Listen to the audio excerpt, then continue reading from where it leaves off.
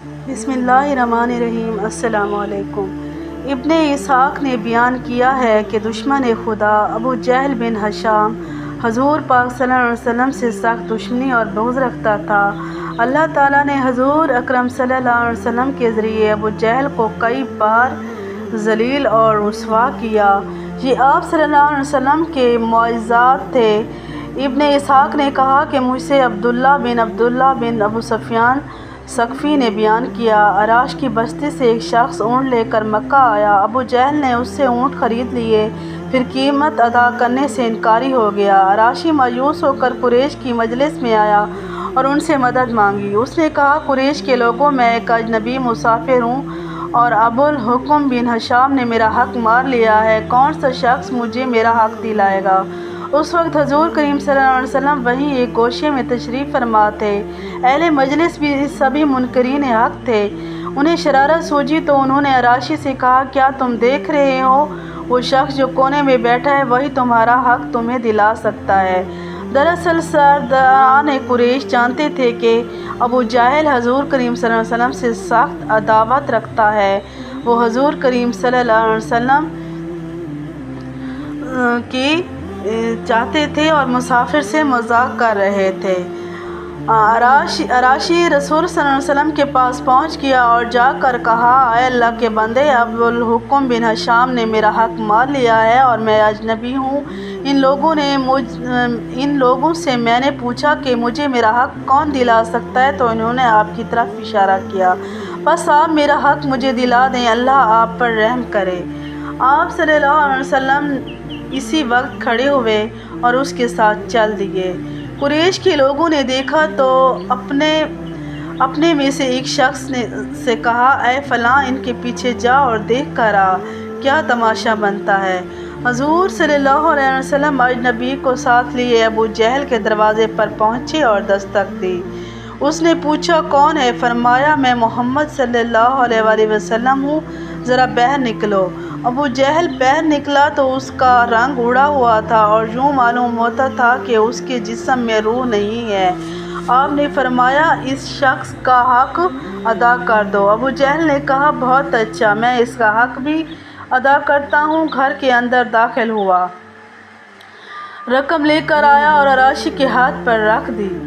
آپ صلی اللہ علیہ وسلم نے عراشی سے فرمایا،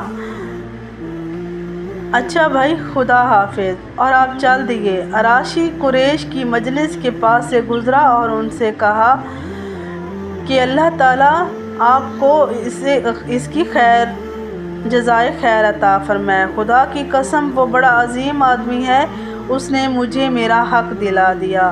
جس شخص کو قریش کے لوگوں نے تماشا دیکھنے کے لیے بھیجا تھا، اس سے انہوں نے کہا، تیرا ستیہ ناش ہو، تو نے کیا دیکھا؟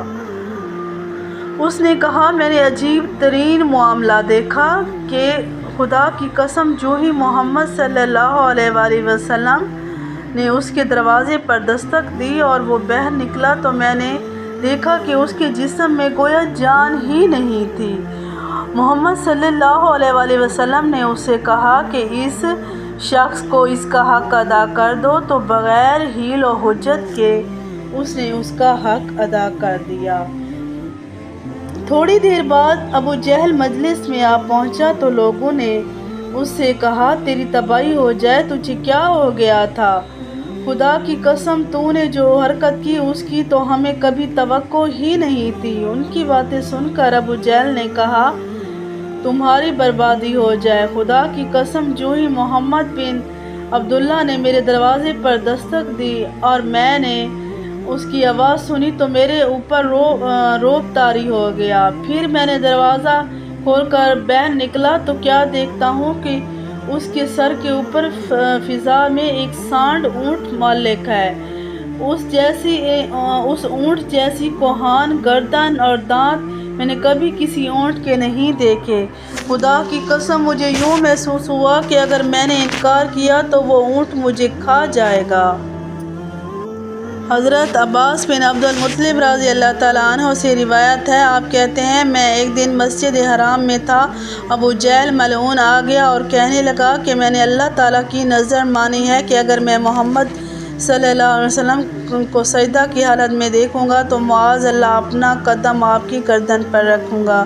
یہ سن کر میں نے حضور صلی اللہ علیہ وسلم کی خدمت میں حاضر ہوا اور اس کے مذموم ارادہ سے آگاہ کیا۔ حضور صلی اللہ علیہ وسلم غضبناک ہو کر اٹھے اور مسجد حرام میں تشریف لے گئے۔ میں نے کہا آج بڑا شر فساد کا دن ہے۔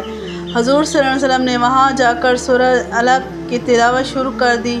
ترجمہ: ہاں بے شک انسان سرکشی کرنے لگتا ہے اس بنا پر کہ وہ اپنے آپ کو مستغنی دیکھتا ہے۔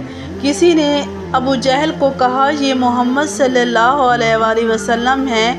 اس بد باطن کا مقصد یہ تھا کہ وہ ابو جہل کو اس کی نظر یاد دلائے۔ ابو جہل کہنے لگا تم وہ نہیں دیکھ رہے جو میں دیکھ رہا ہوں۔ باخدا آسمان کا سارا افق مجھ پر مسدود کر دیا گیا ہے۔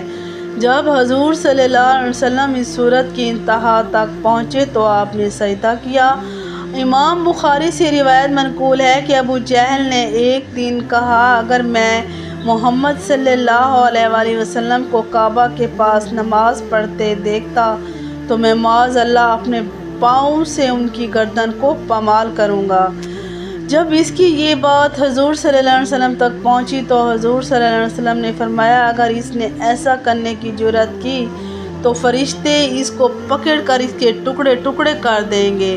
سب لوگ اپنی آنکھوں سے اس بات کا مشاہدہ کریں گے۔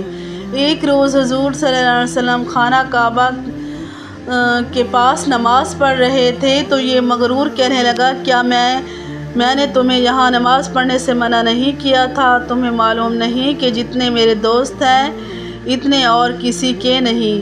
نبی کریم صلی اللہ علیہ وسلم نے اسے جھڑک دیا۔ اسی وقت حضرت جبرائیل علیہ السلام حاضر ہوئے اور یہ پیغام ربانی سنایا۔ ترجمہ: پس وہ لائے اپنے ہم نشینوں کو اپنی مدد کے لیے، ہم جہنم کے فرشتوں کو بلائیں گے۔ حضرت جبرائیل علیہ السلام نے کہا اللہ کی قسم اگر اس نے اپنے دوستوں کو بلایا تو اس وقت عذاب کے فرشتے اسے پکڑ لیں گے۔ ایک روز پھر اس بدبخت نے حضور صلی اللہ علیہ وسلم کو نماز پڑھتے دیکھا تو بکنے لگا کہ کیا تمہارے سامنے محمد صلی اللہ علیہ وسلم اپنے چہرہ کو معاذ اللہ خاک آلود کرتا ہے یعنی سجدہ کرتا ہے؟ لوگوں نے کہا ہاں۔ اس ملعون نے کہا لات و عزیٰ کی قسم اگر میں نے اس کو اس طرح نماز پڑھتے دیکھا تو اس کی گردن کو اپنے پاؤں سے روند ڈالوں گا اور اس کے چہرے کو گرد آلود کر دوں گا۔ ایک روز حضور صلی اللہ علیہ وسلم نماز پڑھ رہے تھے تو وہ نزدیک آیا تاکہ اپنے خبیث ارادے کی تعمیل کرے، لیکن قریب آتے ہی اچانک الٹے پاؤں پیچھے بھاگا اور اپنے ہاتھوں سے اپنا بچاؤ کرنے لگا۔ اس سے کہا گیا تمہیں کیا ہو گیا ہے، کیا کر رہے ہو؟ اس نے کہا میرے درمیان اور ان کے درمیان ایک خندق ہے جس میں آگ بھڑک رہی ہے، ایک ہولناک منظر ہے اور فرشتے پر مارتے نظر آ رہے ہیں۔ حضور صلی اللہ علیہ وسلم نے فرمایا اگر وہ بدبخت میرے قریب آتا تو فرشتے اس پر جھپٹ پڑتے اور اس کے ٹکڑے ٹکڑے کر دیتے۔